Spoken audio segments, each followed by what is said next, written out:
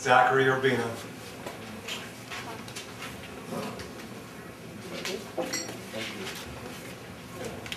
Yeah? Okay. Hey guys.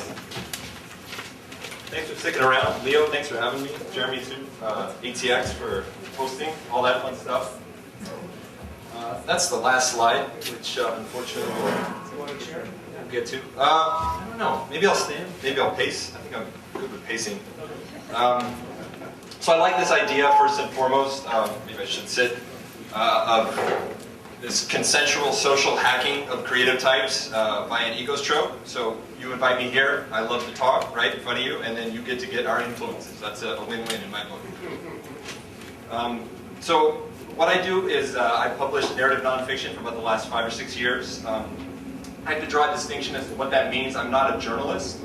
For those of you who don't know what journalism is, that's the archaic vernacular for a blogger. Journalism implies objectivity. I've only ever written about myself and my friends, and I don't think you can write about yourself and your friends with any kind of objectivity, so it's lumped into either creative nonfiction or narrative nonfiction. I think good writing is something that can be picked apart and marveled at, and something that you can return to. I'm not saying that I achieve that every time, but that remains the goal. It should be instructive. It should show you how to live, in my opinion, from a particular point of view. So influence, I guess, is kind of what this is all about. Just bring me to my visuals here. When I think of the word influence, I think of a sphere of influence. You know, people who are accessible to you, who you can get at. I think of influential power, like for example this week when a giant tree fell on my street and trapped me and everybody else in. I got on Twitter and harassed Jose Huizar, who was a city councilman in my district, until he got something done with the LADWP, and I was very grateful for that. And then another influence is being under the influence of chemicals, which I think if we all lived in LA for any period of time, we can all relate to varying degrees.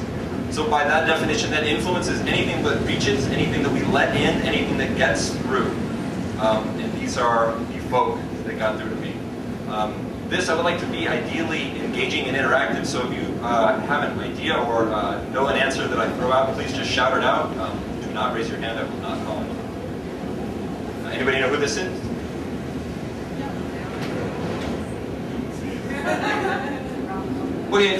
Okay, thank you. Good. That's good. That's Ralph Waldo Emerson. He was a transcendentalist, contemporary of Will Walden. Thoreau. Thank you. Thoreau was kind of a hack. Thoreau burned out really quickly. This guy was legit and was around for a while. Emerson said of Thoreau, we never expected much from him, and he delivered. Emerson, however, had this like uber disgusting confidence. He distilled his aphoristic wisdom into like tweet-like efficiency. You can pick up Self-Reliance and other essays for 99 cents at your local bookstore. I highly recommend it. This got to me when I was 16. Or you can get it for 1 cent plus the cost of shipping on Amazon if you're digitally lazy, like me.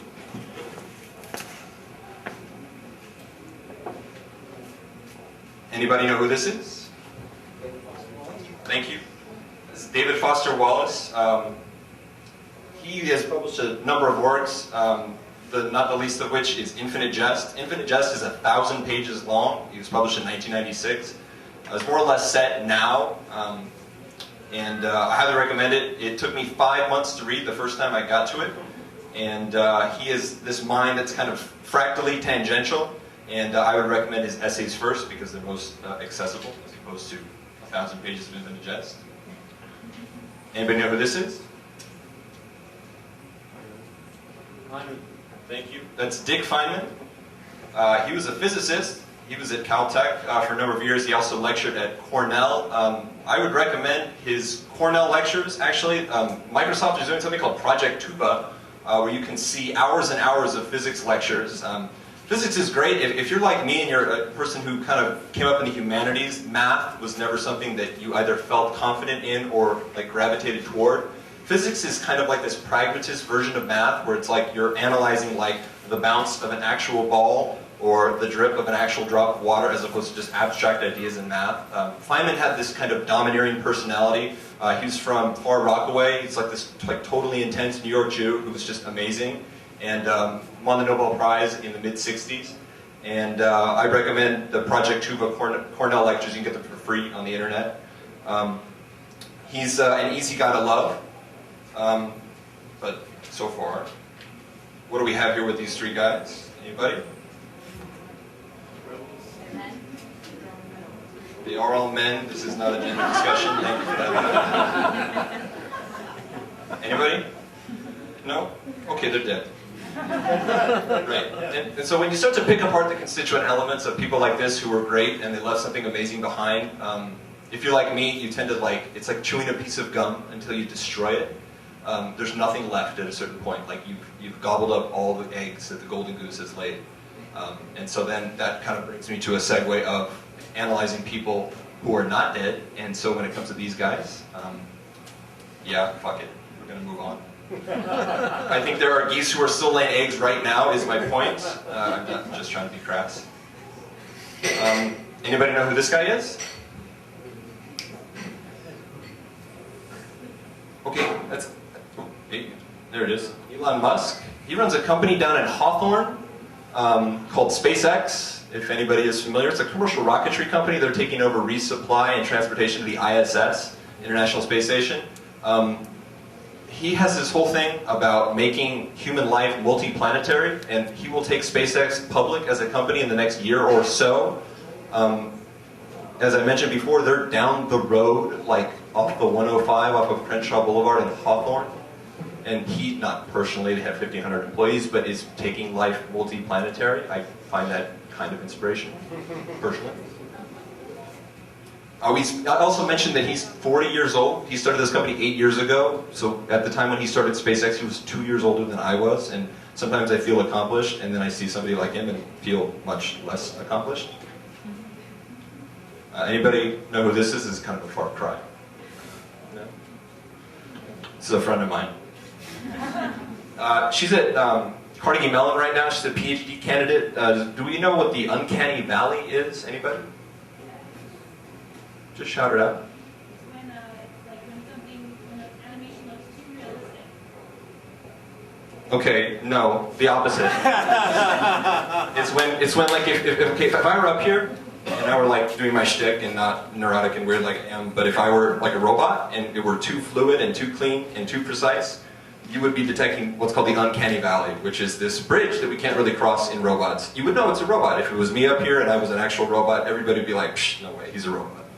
And that is kind of what she is hoping to cross, is the uncanny valley. She has this little robot. It's a Now robot. It's made by a French company called Aldebaran. They're based in France. Her robot tells jokes. And she's done stand-up comedy with it, like at TED Women, in front of 3,000 people. It's not very good at telling jokes just yet. She's gone on CNN, and Fareed Zakaria interviewed her, and she's actually been on there a number of times. The robot kind of sucks, but she's like 6 feet tall and blonde and beautiful, and if anybody's going to cross the uncanny valley, I think she stands a pretty good chance to do it. She's got some interesting ideas about social robotics and about what robotics should be. And in this country, there's kind of like this really weird cultural response against robots, whereas in Japan, they kind of like them, like as friends. But here in the United States, we like see them as like potential overlords. So if you're like familiar with some of like the technological singularity discussion, it's like, oh my God, they're going to take over and kill us all. But I don't see that as happening. I see them kind of friendly. Anybody?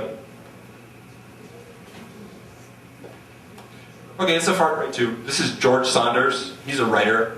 He's probably right now, it's tough to have a favorite of anything because you kind of exclude a lot of good people, but he's probably my favorite writer right now. He publishes regularly in the New Yorker. He's had 3 pieces in the New Yorker in the last year. It's kind of hard to quantify him, so basically I'll just say if you give a shit at all about literature, which maybe some of you do, I recommend reading him. The 3 stories that have been in the New Yorker were 10th of December, Home, and Escape from Spiderhead. He's really good at dialogue, so even if you don't care about literature, but you're like, you know, like slowly like tapping out this like screenplay that you hope to someday sell, I like highly recommend him for dialogue. He's very, very, very, very gifted. Kind of writes sci-fi, but with this like really deeply human experience, and yeah, he's good. Okay, this is my favorite right now, only because I've recently discovered him, and so like it's like a fresh piece of gum. Like I haven't really destroyed him yet. He's still, you know, fresh, good, and amazing. Anybody? Okay, so Ray Dalio. He is an investment guy. He's based in Connecticut, and it's kind of weird that maybe a writer likes you know, an investment guru.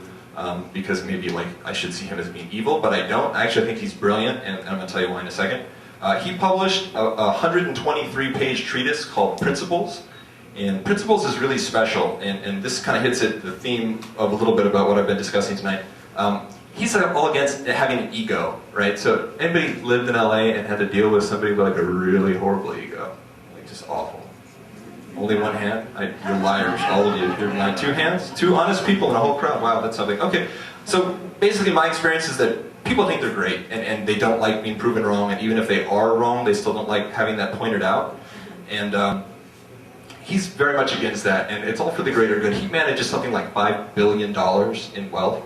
I recommend reading Principles because it will make you a better human, and it will embrace elements that are against your ego and help you kind of grow. He has a couple of really great lines from it. Actually, you can pick up Principles and start reading it from page 56, which is kind of where the meat is. His line that he begins it with is, don't worry about looking good, worry about achieving your goals. And that's kind of the point here, is that, like a lot of people out there, if you get good at something, the tendency is to think you're great at everything. And he's not, and he has this idea about radical transparency, which I find really appealing right now. And probably, like I said, because he's fresh, but more than anybody else, I find him deeply, deeply inspirational. And this hits again, I already kind of let that cat out of the bag because it started on this. Thank you. So having an ego is a great thing if you're talented, but it also can be a horrible thing because it can cut you off from a lot of great experiences. So some people might read this line from Bobby Fischer, a former grandmaster of chess. He died in 2008, and be threatened by it. But ego can be great because it can make you want to do good things, but it'll also block you off. So if you always let everything in, you're like this leaf in a wind, right? And you have no personal beliefs, and it's kind of awful, and nobody wants to talk to you. And if you never let anything in, then you die miserable and alone, and you know, that's that. So somewhere in the middle, I think, is a pretty great way to live. And that's it. Certain things are influential, and you got to decide what that is. And if you never let anything in, you will suffer. But find out what it is. Let the good stuff in. Thank you. Yes. Thanks, Zachary Urbina. Fantastic.